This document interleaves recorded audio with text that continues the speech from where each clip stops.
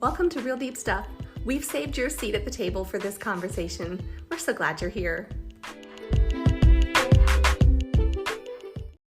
Welcome back. We are so glad that you have tuned in to the anniversary edition of this podcast. I'm Kristi. That means Bruce is still here. He's back. So today we are going through topics such as friends and family, budgeting and finance, ground rules, all those hard red lines, love languages, and to keep dating, and teamwork. Because it makes the dream work. Sure does. All right, well, let's get to it, big guy. Hope you enjoy it. Okay, I think it's my turn to pull. Yes. So I'm going to put down your coffee and help me. It's a fresh cup of coffee. Okay, I pulled family and friends. So this is a really important topic because family and friends are like a visual extension of the person. Who they hang with, who they came from, that kind of thing. So would you like to go first in your explanation of your ideas of family and friends? Yeah, so on the family side, I guess what I've learned through our marriage is how important it is for me to respect your family, to honor them, and to develop a genuine friendship with your family, because as you said, they're part of you. It's I know we say it, but when we get married, we kind of marry the in-laws and all that too. It's really true. But I think you've taught me to really be intentional about building that friendship with family. And I feel like we really have. I've got a wonderful friendship with, your sister and brother-in-law and the whole family and their kids and all. And it's terrific. But it just takes intentionality. And to that point with intentionality with friends, I really appreciate, and frankly, I don't do nearly as good a job as you do in how you are so intentional with your friends. I'm a stalker. Pretty much, yeah. I'm okay with that. Yep, and I know your friends, they're okay with that too. Yeah, we'll go with that. Hey, now. We'll go with that. Don't sound iffy. No, it's for sure. Mm-hmm. But no, girl time, when you call them up and you say, hey, or you send them a text, and you're persistent and you keep at it and you make sure that you eventually make time. Persistent, yeah. But then you go out to lunch and you go out to coffee or whatever, and sometimes you come back and it was a nice, hour-long lunch, and other times it was, wow, that was supposed to be coffee and that was 6 hours. And it was really... Yes, I regret nothing. Yeah, no, not at all. So that's what I've learned regarding family and friends. So I agree that when you marry the person, you marry their entire circle, honestly. And, well, not literally, but you know what I mean.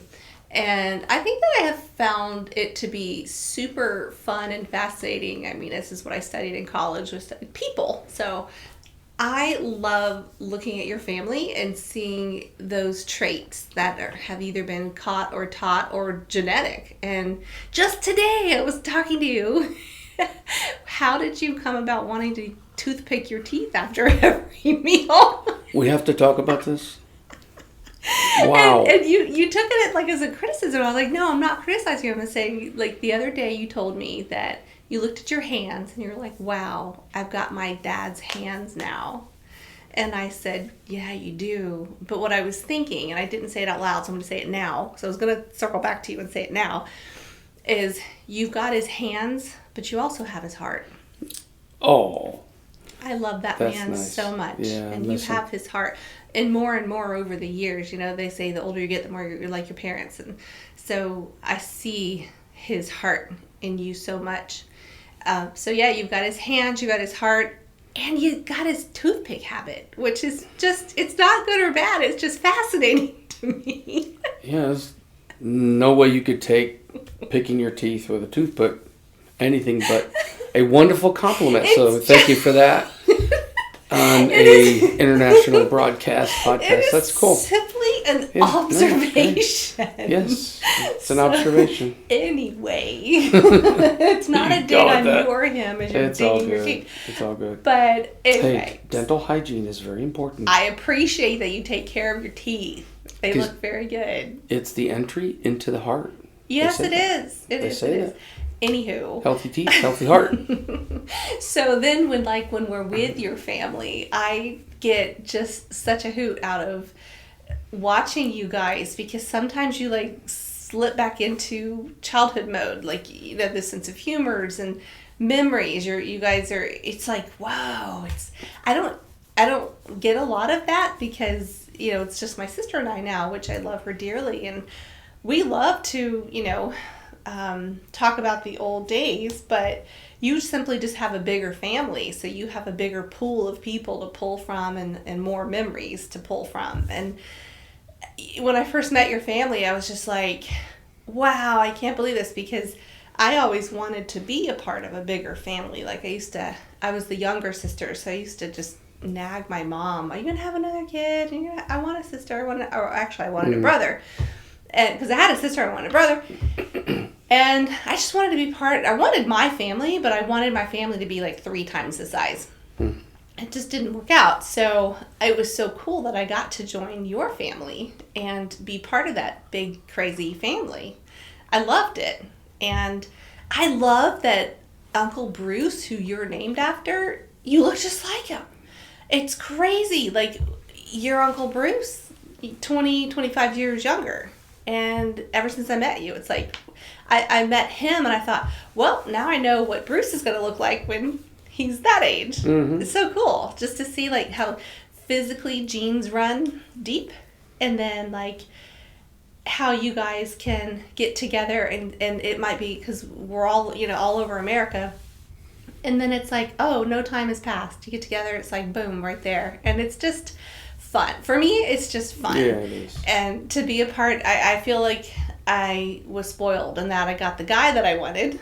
But then who knew I'd get like the big family that I wanted. So, yeah. And, you know, how many people can say like family members are also like their very best friends? And, you know, I can say that about, of course, my sister, but also my sister-in-law. And she married into the family like I married into the family. You know, she's from the opposite side of the country as me. So we completely didn't know each other. And she's one of my very, very best friends. And how many people can say that? So yes. I feel very blessed. So, and as far as friends go, I see the same thing. Like when I love like being in the background of a room when you're talking skiing with your guys and your big plans for next year. You guys aren't even off of your ski trip yet. You're planning the next ski trip for the next year. And I think it's cool. I think it's cool to have other people besides the spouse to like have things in common with, to do things with, because sometimes going away and doing separate things with friends gives you more to talk about when you come back together. Like, how was that? You know, how was the movie you saw, or you know, whatever. Yeah. It keeps it fun and interesting. It does keep it fun between the couple. Yeah. So and thankfully you are a good judge of character and you pick good friends. There's none of them I don't like. So good. It works out well. So I think our main point here was to respect each other's families. And be intentional. Be intentional. And build those relationships, yeah. Yep. Because those family members can become friends. Isn't that kind of funny?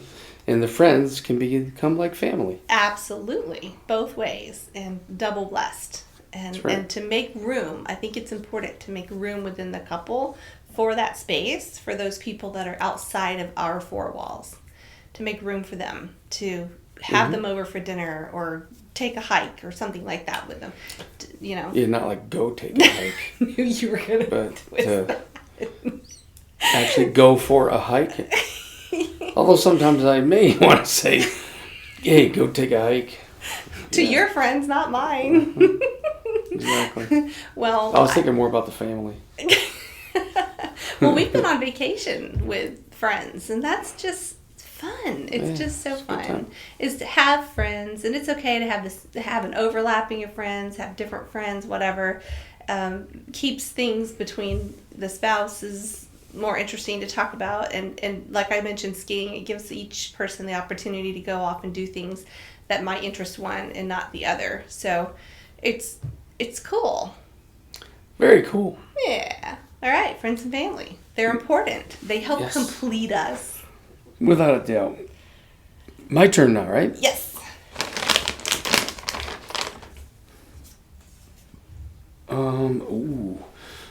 Budgeting and finance. My favorite topic. Budget, spending, money goals, etc., etc., etc. Ooh. So I think I started the last topic. So you. Okay. Well, math is not my thing. Numbers are not my thing. I'm good to add 2 and 2, and that's about it.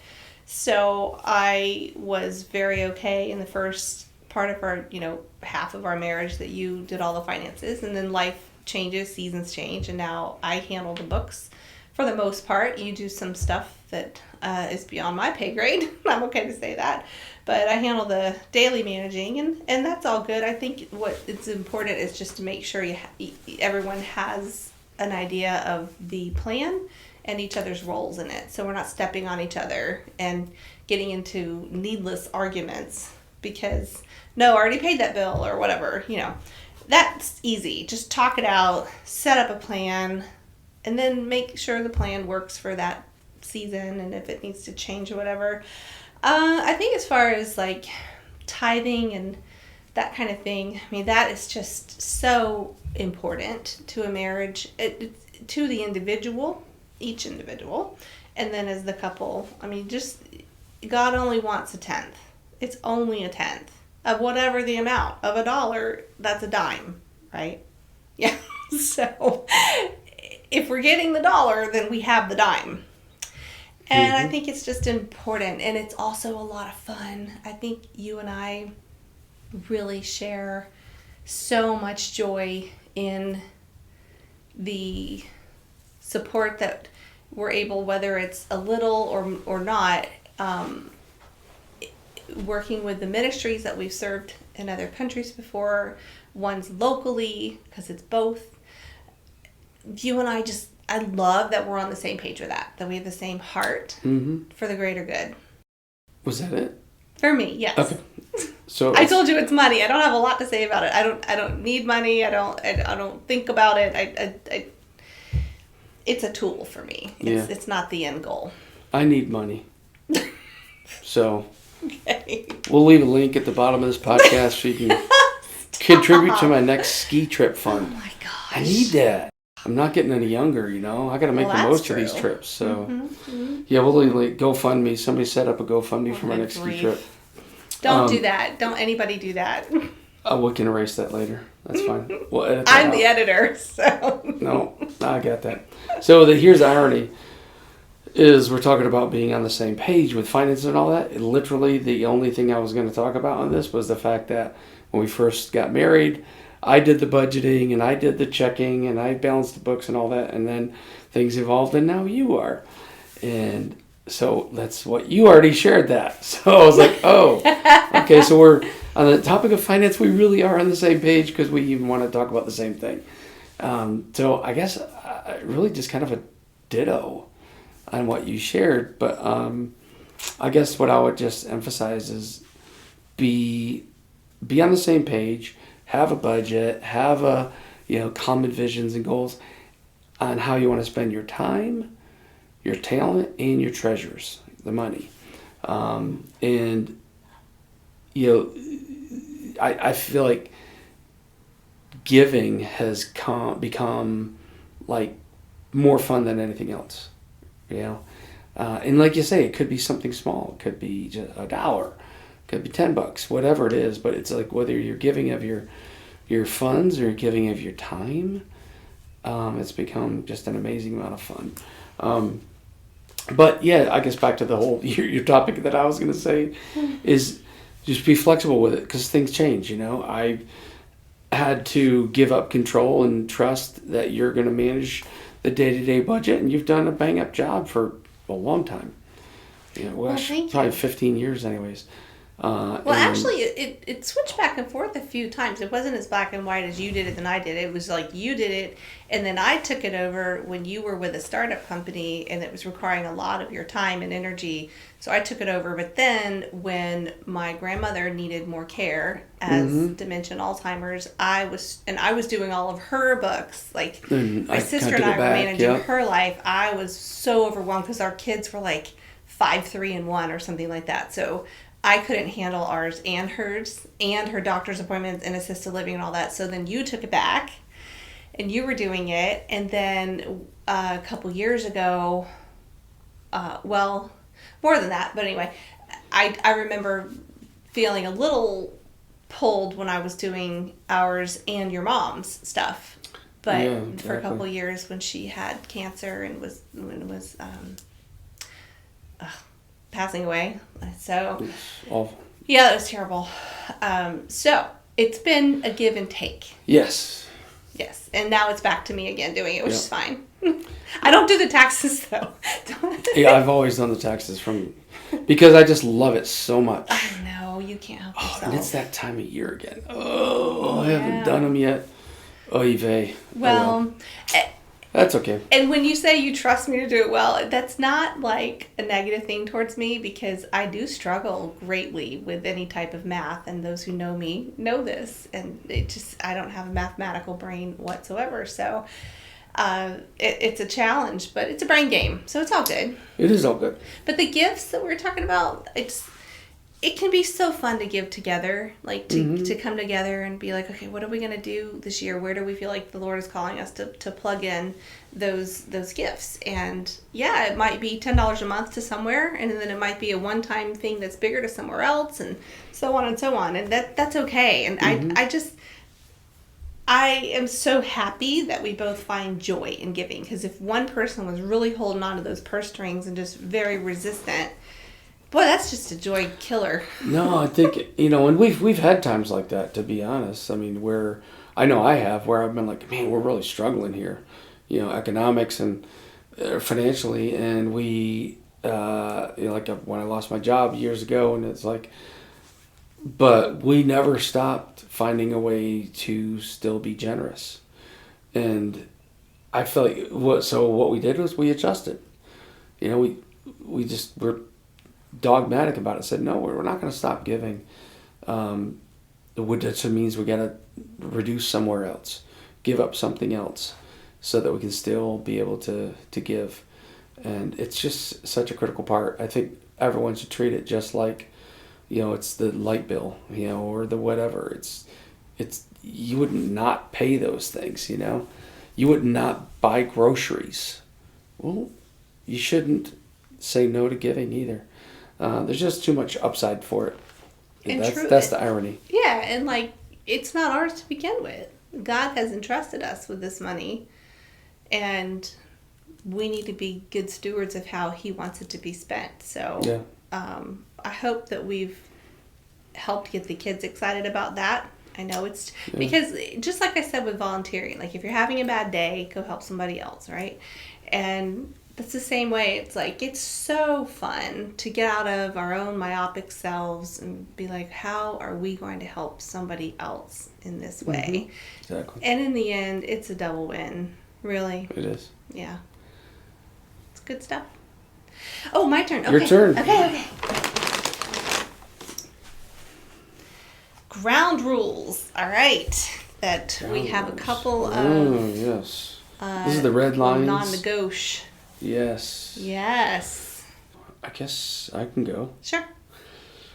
Well, I know one of the things that we both agreed on from the very beginning was like, there's not going to be a prenup.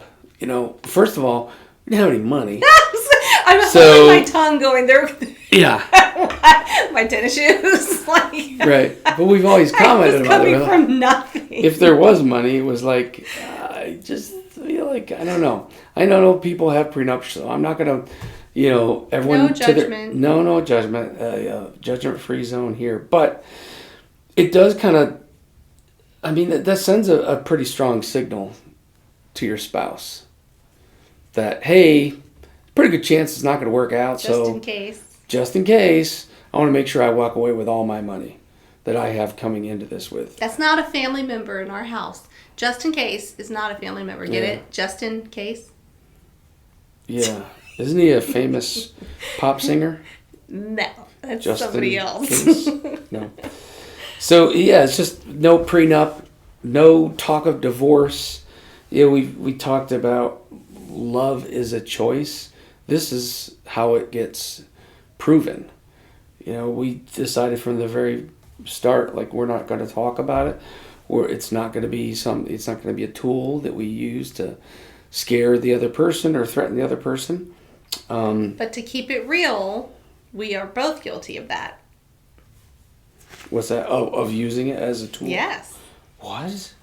Yes, there were not often. I think it was like once on each of our sides where we said that. And I know you told me before that as soon as it came out of your mouth, you just felt sick. Yeah, exactly. And me too. Because because if you're not meaning it, which we didn't, we're just mad and mean at the time. If you're not meaning it, then it's a manipulation tactic. It's a control thing. Yeah. And that's wrong. Just emotional. Like, it's like a vomit, you know? Pretty much. It's a lack of self-discipline. And so after we each made that mistake, we didn't make it again. Mm-hmm. The other thing that I think, ground rules is being honest and trustworthy. And I feel like you are honest and trustworthy almost to a fault. And that's a compliment, is that you're so trustworthy and where it's like, it's hard for me to live up to your standard in my books because I'm like, man, you are so honest and transparent and trustworthy that you set a really good bar for me, which is iron sharpening iron. So that's a good thing. Well, thank you for that. I can't lie worth anything. I'm terrible at it. I don't even try. You can see it all over me. It's terrible. Well, and talking about red lines, and we knew from the very beginning, I knew from the very beginning one of your red lines was, if I cheat on you, boom, divorce, gone. You're out of here. So that's when we did talk about divorce pretty clearly. And I knew that going in. And frankly, for me, that was actually a welcoming thing because I did have a girlfriend once that cheated on me. And I don't know if you remember this. And it was a horrible feeling. It was just so many feels, it was just terrible. I felt so betrayed and so less than, or it just like, it's just awful. And I was like, yeah, that's right. And I don't want you to either because, I felt that once and I don't want that ever again. Like ever. It's just no good. So, likewise, I had a boyfriend do that to me, and I knew that would never happen again. I was never going to allow my life to go down that path. But although I can't control other people's behavior, I can certainly control mine and my choices. And I wasn't going to ever be put in a situation where that was going to be the case. That's right. Absolutely not. And I think we did talk about this a little bit before and how much I mean this. And I do applaud and respect and admire couples that can work through it. That is great. That is just not me. So that would be done. Yeah. Be done. And I hold myself to that same standard. I'm not going to do that to you. So yeah, we gotta be real, And that kind of goes into a point that I was going to make with ground rules is to not have a fake red line. Because again, man, a lot of times I think in couples it's this tug of war of who's got that 51 and who's got 49% of the marriage. Sometimes somebody wants 90% or 100% and feel very sorry for the other half of them. but even that 51%, man, people just want that. And they want that control, the power. And again, when one person wins, the marriage loses. They both lose. And so to have a fake red line, a lot of empty threats, it's nothing more than a childish control tactic.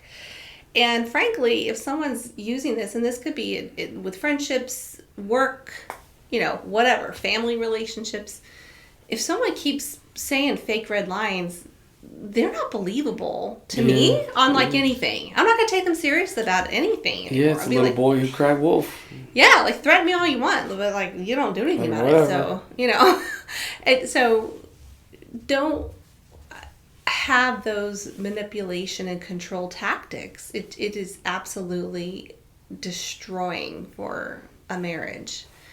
Would you agree? Totally.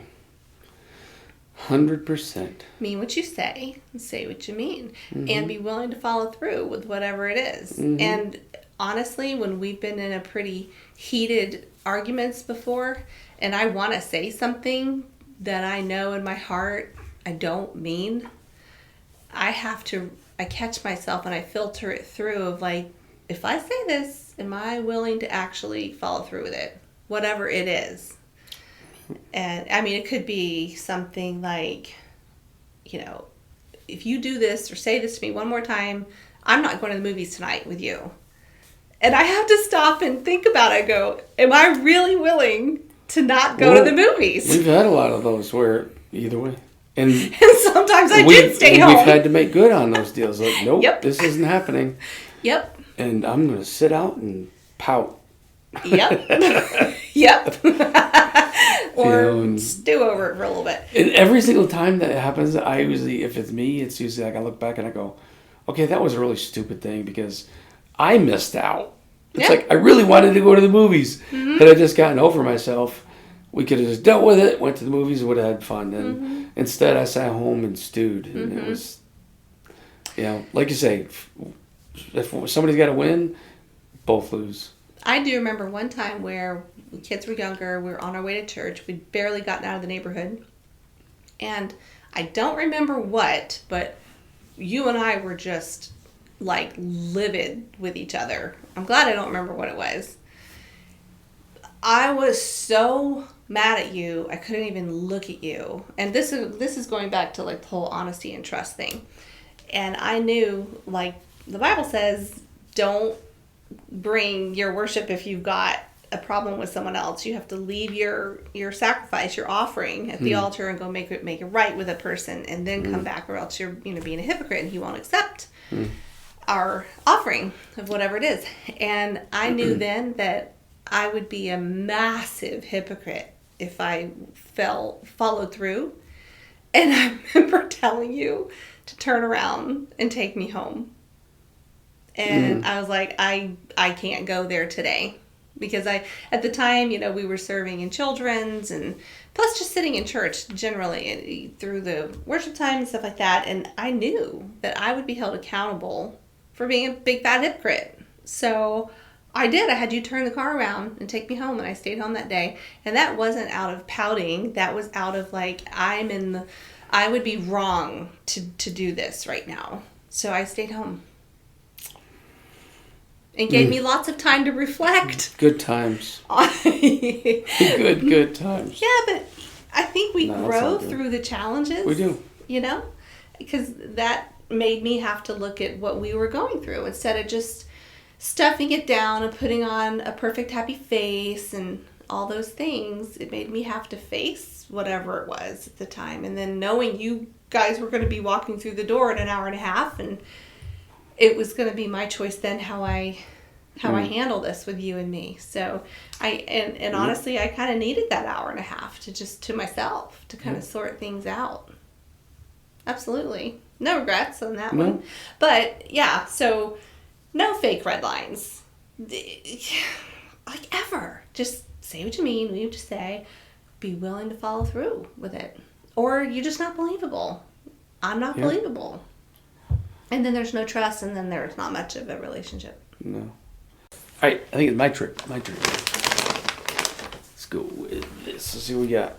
Oh, love languages. Ooh. Yes, and have they changed? Okay. Love languages. So, I'm not sure everyone understands what love languages are, but hopefully by now I think most folks do. But, let's list them. Well, how about if I start with like yours? What do you mean? What your love languages are. You're going to tell me what mine are? Yes. Okay. Yeah. Oh, this should be good. Okay. Yeah. What do you And then think you're gonna my tell love me what languages mine are? are. This I want to hear. Well, I mean, yours are, it's like the 2 T's. Well, first we should list the 5 so that there's a framing context here. Okay. There's physical touch, Mm-hmm. acts of service, Mm-hmm. words of affirmation, quality time, and gifts. Opa! I scored 100. Okay. So, of those, what do you think I am? The 2 T's. Time and touch. Yeah. 2 T's, no Yeah. doubt. So it's, quality time and touch. And then there was one thing, though, that I guess it goes into act of service, but that I did for you once, and you just were, and maybe it was because I don't know if it was this, but remember a while back, I went in and I just decided to turn your side of the bed down before bed. I went in and kind of turned it down, fluffed the pillow, got it ready for you. I guess that's an act of service, I suppose, but anyhow, maybe that doesn't even connect with these things, but I know that your 2 gifts are time and touch. No, I was being quiet. I enjoyed listening to you, but also that you were foreshadowing something I will be saying on a different topic coming up. So that's just okay. Spoiler alert. It's okay. I won't get to a whole lot, but no, I guess what? Well, first of all, for me, you really taught these to me. I didn't know this was a thing. It was either you or maybe we learned it together or something. I can't remember, but all I know is that if you were not in my life, I may not have ever learned this. This is how, and more importantly, it's like, it's important for me to understand what they are, because then I know how to reach you, how to love you.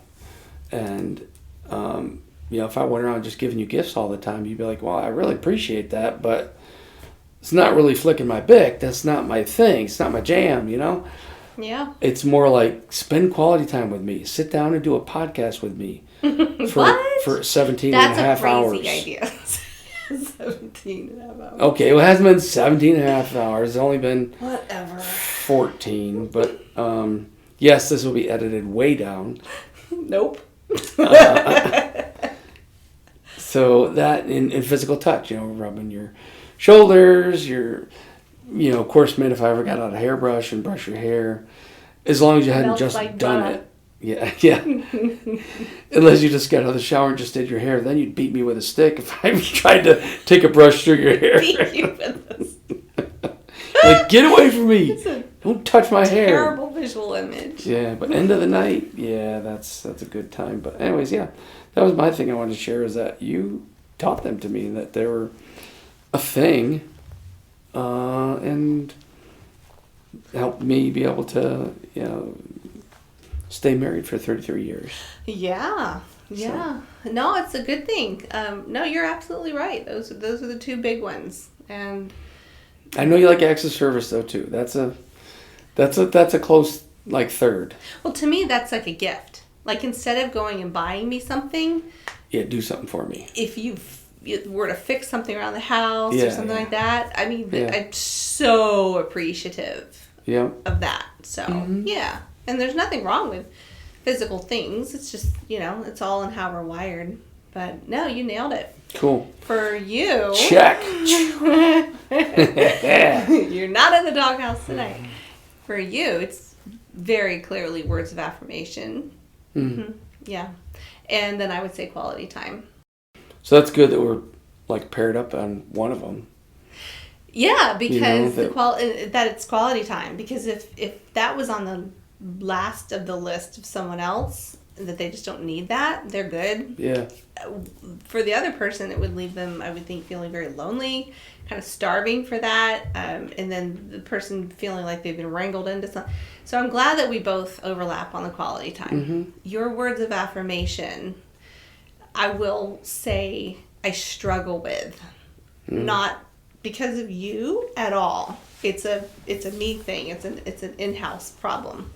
I have a difficult time being vulnerable verbally. That's also why apologies are hard for me. I feel all these things. It's very hard for me to say them or write them.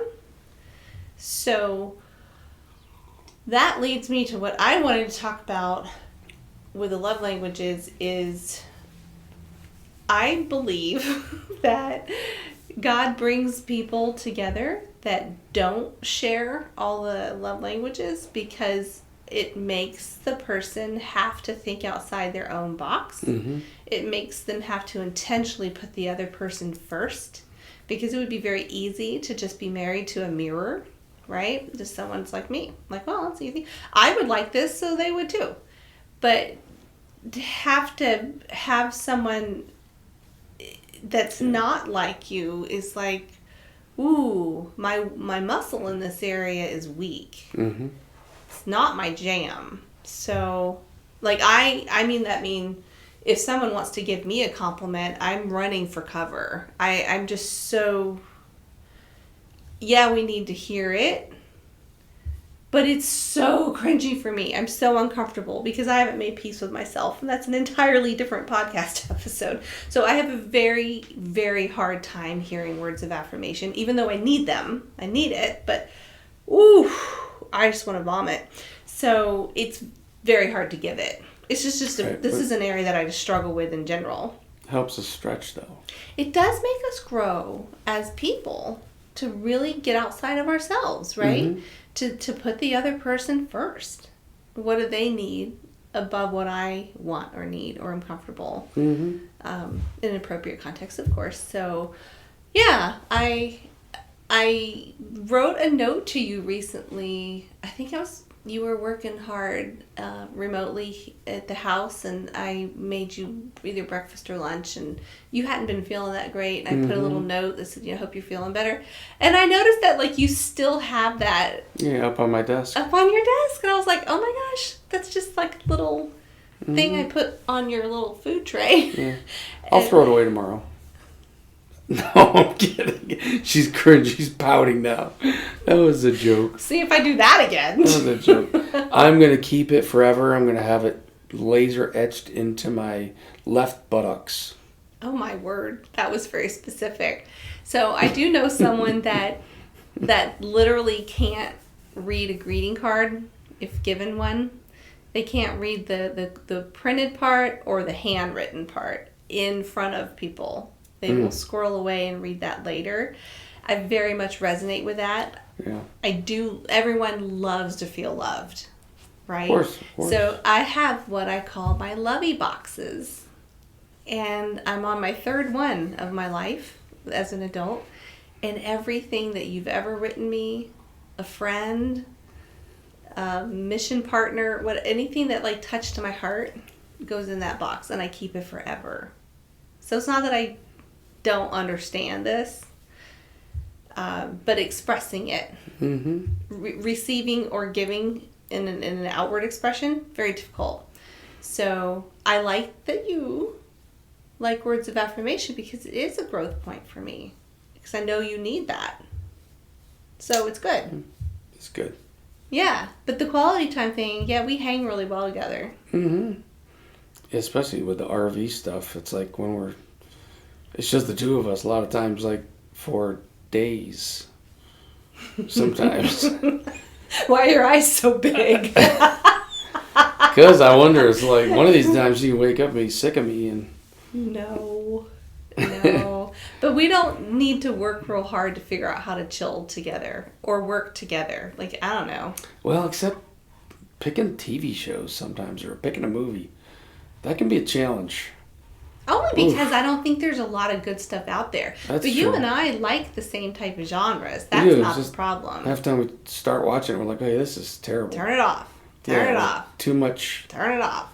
Like, we fast forward through all the questionable content. And it gets old, man. It's like, okay, come on. Yeah. But that's... It makes it not fun anymore. But even that we're in agreement of. Neither one of us want to see that. So, yes. So we go back to just watching reruns of Curious George. No. Best napping movie ever to this day. Yes, if you ever want to take a great nap, watch Curious George, the animated movie. Hey, we're not knocking the movie. We had young kids at the time, and it was a nice, dark, cold theater on a hot summer day. We were exhausted. And we were so tired, and we were there with my sister and brother-in-law, and there too. And when the movie ended, I woke up to find all 4 adults, jaws hung open, catching flies. We had bookended sound the kids. asleep. Yeah, we bookended the kids with the seats, so the kids were between us, and so they were safe. They're all single digit. Yeah, none of us meant to, but... And it was hilarious. Because at the end of the movie, we all woke up at the same exact moment. And heads popped up, looked left, looked right. We were all like had sleepy in our eyes. We're like, oh. I wasn't sleeping. We all knew. We all slept through the entire thing. It was the best nap ever. It really was. It was. But it's a kid's movie, so... How did you like the movie, kids? Oh, it was so good. I was like, oh, wonderful. Tell me about it. One day we should watch it again, just so I can get a good nap. There you go. All right. All right, next one. Turn. Let's see. I'll pick this one. Oh, okay. All right. This one is keep dating, which includes trying new things and doing nice things for each other. So I'm going to rewind the clock for just a minute. And when we were very first, engaged, so I would have been 19, a new 19, because I got married at 19. So I just didn't know how to show you love. Coming from a twice divorced home and all of that, I just didn't know. So I was in the grocery store, Food World, back when that was a thing. And they had at the front of the store, they had... Why? Why are you looking at me like that? Food World? Food World in Tampa. I don't remember that. Yeah. That's the one I grew up at. That or Publix, of course. But anyway, so... Okay. So there was these, cylinder racks that spin around, freestanding things, and they had books you could buy. And I was there one day, and I saw this book, this little paperback that said... 100 Ways to Say I Love You. I remember that. Yeah, and I was so grateful for that little book because it's almost like somebody that had gone before me was helping me. I just didn't, there weren't any resources, no such thing as the internet or anything like that. I just didn't know how to show you love. And so it was 100 ways to show. And I'll never forget one of them. Has always, well, more than one, but this one has always stayed with me. Said, never let them see you shave your legs.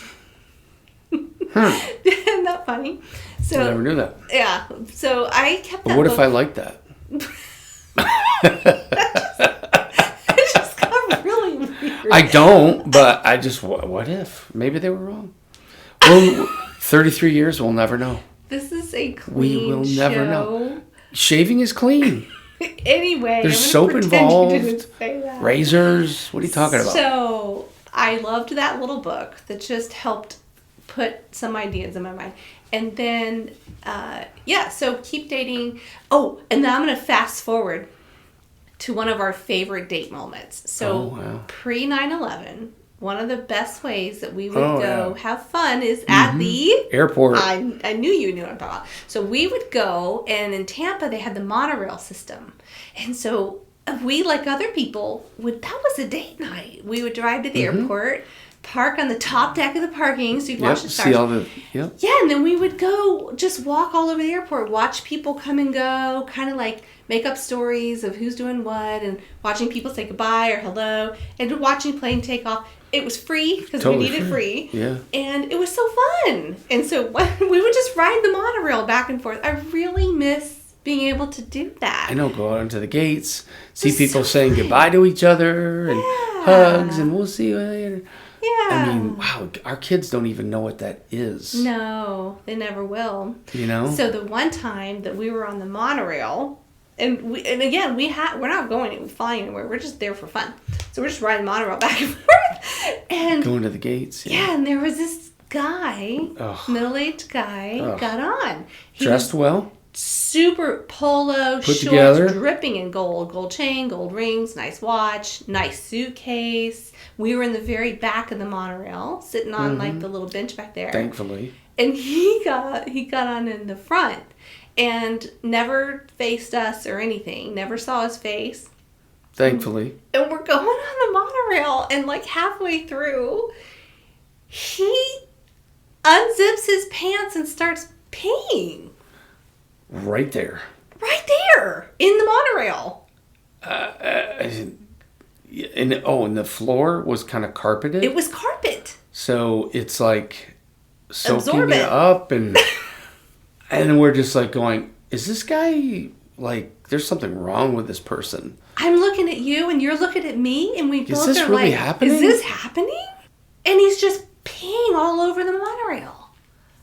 Bizarre. Unapologetically. Absolutely. It's like, and at first I was like, did he not see us? No, he saw us. He knew we looked at each other when We're the only we got three in. people on it. So it wasn't like he was like, I can get away with this. It was like, no, you can't. That taught me something about people right there. I was like, don't judge a book by its cover. I thought he was Mr. Well-to-do and all this. And I'm like, you just peed all in the monorail. And be careful of the monorail at Tampa International Airport. I'm just saying. They probably still have the same carpet. It was like the front left by the very front there. Just stay away from the front left. And then I'll say, if you fast forward a little bit to our second anniversary, Okay. we, again, just dirt poor, so we were going to school, putting ourselves through college and working. And so everything we did for fun had to be done during the day because it was all the cheap prices. It was a lunch Matinee. menu instead of dinner. It was the matinee instead of the night movies, which was great. I mean, we knew where every park was and the whole thing. So we decided to splurge and go to Cracker Barrel for our lunch. And it was a terrible thunderstorm that day. And actually the whole restaurant lost power for a little bit. So that was added to the drama of the day. So we went to lunch. We had this nice lunch. And then we went to the mall for the matinee. And we got there. And how many other people were in the theater at the time? Oh, besides us? Nobody. Right. That was the beauty. I mean, first of all, it was like nothing but the best for my bride. You Cracker rented Barrel. out the theater. Oh, yeah. Cracker Barrel. And then, yes, I said, all right, let's go to the theater. It's just us. Yeah, I wish I had rented out the whole theater. Yeah, so it was a huge theater. You know how, like, different theaters are different sizes depending on the movies and all that kind of stuff. So this was the big one. It was huge. Yeah. And we thought, wow, we're going to sit smack in the middle of it because we own this. This is awesome. It was like a 1 or 2 o'clock movie. And we were so excited. Pouring down rain out. Pouring down rain. And so I was like, oh my gosh, we have the entire theater to ourselves. And then a woman walked in. Middle-aged woman with a very wet, frumpy trench coat and a large popcorn and a large drink. And she walks in. And we're like, whatever. It's a giant theater. Mm-hmm. She sits right next to you. Just the three of us. Mm-hmm. No space in between. No, like, not a seat between. Like, her sopping wet trench coat was, like, over the arm. I could not, and so was her wet arm. And her soda right in the holder between us. She couldn't have put it in the holder on the left side. She put it in the holder between us. And so I literally had no armrest at all. She's half falling into my chair. I'm wet now. And she's just going at it with the popcorn. Just with the drink, and her wet raincoat is flopped on you. And she never even looked at us. No, it was like we didn't exist. And we're looking at each other, and you're like, I remember you saying, you mouthing to me, because she's right there, do you want to move? And I honestly, with her big trench coat, I was a little afraid. I was like, what does she have hiding in that trench coat? Because I'm not going to go move in front of her, because what if there's like a weapon or something? Because who in their this right was long mind before does this? any of that kind of stuff had ever happened too, by the way. He was like, you would never think that. No, but Like, who does this? Crazy persons. There's like 200 seats in the theater, and she sits next to you, and it's 1, 2, 3, the three of us. I know. And there we were for the whole 2-hour movie, feeling really weird. My only regret is I didn't reach over and say, "Hey, can I have some of your popcorn?" Or better yet, not even asked. Just reached over and just reach over. Dove my hand right in there. To the good Took buttery stuff. Big fistful, popcorn spraying everywhere, and I just start going to town on the popcorn. That's my only regret. I wish I had done that. If it happens again, watch out. If it happens again, I'm moving. I'm busting into the soda and the popcorn.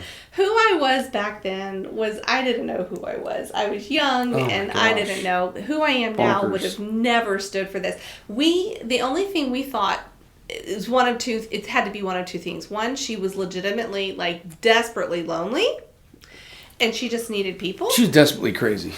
Yeah, lonely. Okay, 3. Or she's crazy, or 3, we were part of a social experiment to see what would happen. And if that's the case, I want to be paid for that trial. Yeah. Because it was our anniversary date. That was our date. That was our big thing. Did we pass or fail? I don't know. I don't know. What would you call staying, passing, or failing? I think it was crazy on our part in hindsight. Like, people don't do that. No. It's like something's not right. You should move. And nobody else. Yeah, PSA. If that ever happens to you, move. Get up and move. Don't even think twice. Get up and move. In the entire movie time, nobody else ever came in. It was the 3 of us sitting in that movie together.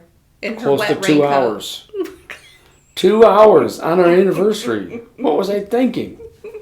And then I will say one more. We went on a date to the circus. Oh. And was that No, not my birthday date. No. Okay, gotcha. And we were there, and there was a family of 3 behind us. Oh, we have to talk about that. Oh. It was a sweet young family. This was the worst. With a little girl. She was probably, like 3, 4? Oh. I wish you could see it. I thought I forgot about this. No. Oh. So I love animals, and so I was, this is years ago. Yep, we're at the circus. We're at the circus enjoying the whole thing. It's here in Charlotte. Yeah. And the little girl starts kind of choking on her popcorn, again with the popcorn. And do you want to tell them what happened? She proceeded to projectile vomit all over me. She was behind me. So meanwhile, I'm just sitting here, and all of a sudden I feel something strange happening to me. My hair, down the front of me, my arm, and I hear the dad, the mom going, whoa, like, and I'm like, what just happened to me? And it was like, oh, okay, I just got vomited on. Amazing. And the little girl couldn't help it. But the weird thing after that was they didn't do anything for you. They didn't give you paper towels or napkins. Like, let me help. I was like...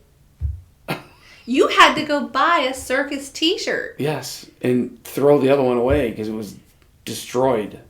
And they didn't... Nothing. Nothing. Not they had napkins even. In their hands. Yeah. A little help here, Oh, sorry. But you literally had to go buy a shirt to change into because yours was ruined. So weird stuff has happened. You were a good sport about it. You you really took that one in stride because I know how you are about throwing up stuff. And I smelled so bad. I couldn't get home and get a shower fast enough. I know. I'm so sorry. But anyway, yeah. So this topic's about keep dating. We're not giving them a lot of encouragement here. They'd be like, I'm not going to go date anything. I'm not going out. I'm staying in the house. All right, I'll go back to task, which was try new things.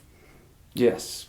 And do nice things. So I'll do the nice thing first, and that because you foreshadowed it before. Dating can be literally when, the way we see it, you can be literally going somewhere together and doing an activity. Or it could be something that just shows the person that, you loved them and thought about them.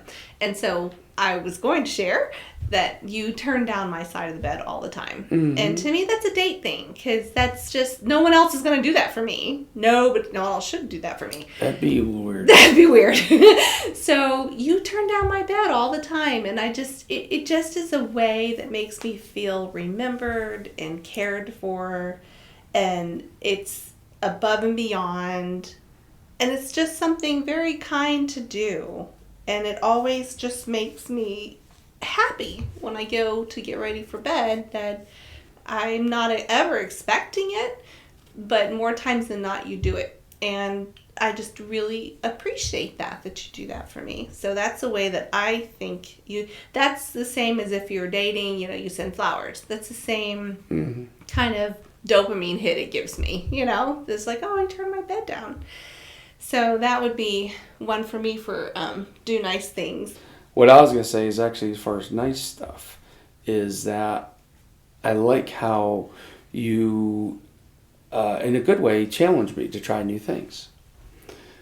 And kind of push me, because I'm a pretty adventurous guy. However, I think you can attest to, oftentimes when it's stuff that's a little outside my comfort zone, I'm not so... It's simple stuff like, oh, let's go over to see so-and-so, or go over to somebody's house for this or that. And I'm like, oh, I don't know.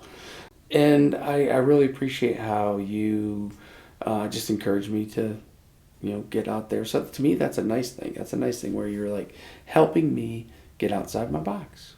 You do lots of nice things for me, especially like things like oftentimes on Saturday mornings, make a nice breakfast.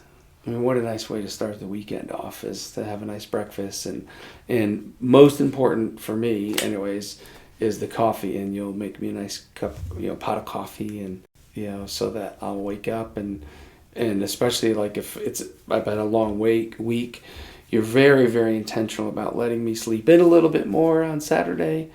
And when I wake up, the coffee's going. That's such a great way to wake up, sleeping in Saturday to fresh coffee. I did not know that meant something to you. Yeah. This is why we do podcasts. So we connect. I have some idea of who you are. I should do that more. Well, I mean, whether the coffee's there or not, but it's often that you let me sleep in on a Saturday, and you or just intentionally you close the door or what have you, and try not to wake me up, and let me just, even sometimes it's just an extra 10 minutes, That's a very kind thing to do. And I think that it's important to at least try. And so there's one thing that I try to do nice for you, and oh my gracious, it will probably be the death of me, is I know how much you love apple pie. Mm-hmm. And I am a baker. I've been baking for 20 years. Pies are not my thing. Cold pies are. Key lime, peanut butter pie, all that. Hot pies it's like I'm left-handed, so it's like me trying to write with my right hand. And what made me think of it was the other day I was getting out the cookbooks for Easter coming up, and I wanted to see what the menu would be like that we're going to do for that. And I like perusing all of that, and I got out my little personal little dessert one, and there are no less than at least a half a dozen apple pie recipes in there, because I keep trying one. Yeah. No, it's not that I don't like it. It's like I fail on them. And I try and it fails, and I try and I fail, and I try and I fail. And I just sat there the other day by myself. It was just 2 days ago. And I had this little laugh with myself, because I was like, golly, Kristi, you're either a glutton for punishment or you're really trying to do this for him. Because of all the ones I've printed and tried, and I can bake anything. This is just like... Apple pie is hard. You can throw away all the recipes except the last one. This last one you did. Yeah, it worked out really good. Exceptionally unusual. It's not your typical. It is, but the way the crust is and that glaze over the top, I have never had that. Like anywhere. I will have to go quickly find out which one that was. Well, you know what I'm talking about. You know the one. It's real thin sliced and... Yeah. It's got all the yummy goo in the inside, and It's all about the goo. The goo is what I can't get right. and then the glaze. That's the other thing. The glaze on the top. You like the glaze on the top? Yeah. Well, it was, and I don't typically, but whatever it was, that one was good. I mean, I literally have made tens of thousands of cookies in my life, and I've done cake decorating. I've done all these things. A simple pie that has like 5 ingredients. It's not that simple though. Oh my Apple gosh. pie is finicky, man. Because even just the different. I mean, so for the folks on the phone or on the phone, whatever you're on, they could be listening to it on their phone. They probably are. So, I grew up in upstate New York, and that's like apple mecca. The apple picking up there is amazing, and that fresh apples are incredible. So I grew up with like what I think are probably some of the best apples on the planet. It was a big part of our life. And, but you nailed it. So, right, very, very kind to keep trying. And finally nailed it. And my point with that it took you 30 years, but it's cool. Bite me. Is to just try. It doesn't have to come out perfect. It's the whole saying that says it's a thought that counts, is to just keep trying. And I think being married, you can do nice things for each other that even go unnoticed. Like when I'm doing laundry and I realize your undershirts are no longer remotely white or they're stretched out or something, I just go buy you new ones. I don't even tell you I'm doing that, It's very kind. Just, I don't know, filling in the cracks of life to make the day go smoother, whether or not there's ever any attention to it or notice or thank you. That's not really the point. The point is to do something kind for someone because you want the other person to feel loved and remembered. So a lot of that is the invisible work of the day, for sure. Like you'll go get me, you'll fill up the Jeep with gas if you're the last one to drive it when it's low. I hate filling up gas, so I always appreciate whenever you do that for me. You're like, you come back, you're like, oh, by the way, I in addition to the hardware store, I filled up the car. It's like, oh, thank you so much.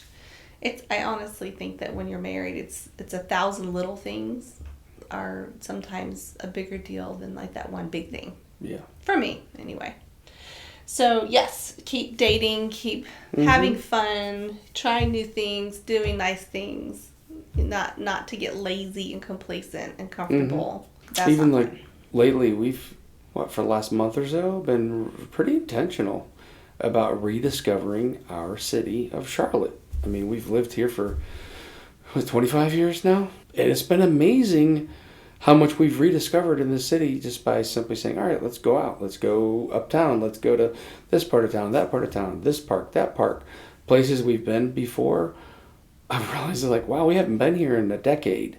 It's changed, and it's been a lot of fun. It's reminded me, it's like, wow, it's almost like we got in an airplane and we left and we went to some other city and we're pretending that we're sightseeing and we're, we're visitors, and it's really fun to just rediscover what is familiar. And boy, isn't that a life lesson for marriages, right? For sure. Rediscover what's familiar. Because while we all change all the time, well, that's the great part about it. That way we're hard to get bored with someone if they're constantly changing. It's a moving target. My mom always told me growing up that if I was bored, that was my problem. Yeah, go find something to do. That's right. That's what we were told. If you're bored in your marriage, then fingers pointing at you. Yeah, do something about it. My mom was like, just go outside. Yeah. I'm bored. Go outside. Yeah. That's what we told our kids too. Those you can say is like, oh, you're bored? Okay, I can give you something to do. And that was like, all right, I'm going outside. Bye, Mom. That's when my mom I'll would see you at say, dinner. Let's have a yard party. And the yard party meant pulling weeds. And suddenly I could find 20 things that were fun to do and occupy my time. Real quick. So if you're bored, that's on you. So do something about it. Yeah. Be the one to say, like last weekend or a couple of weeks ago, we were trying to figure out like what to do somewhere new to eat, and I said, let's do Vietnamese. And we found this cool Vietnamese place that was unbelievably It was awesome. great. Yeah. I will be back for sure. Mm-hmm. But it's in a part of town that it's uptown. Like We hadn't been up there, and it's all been gentrified, and it's really cool. So many fun things to do. Even just going to a different park. We went to it's so funny. We'll say you want to go to the park, and it's always this one park.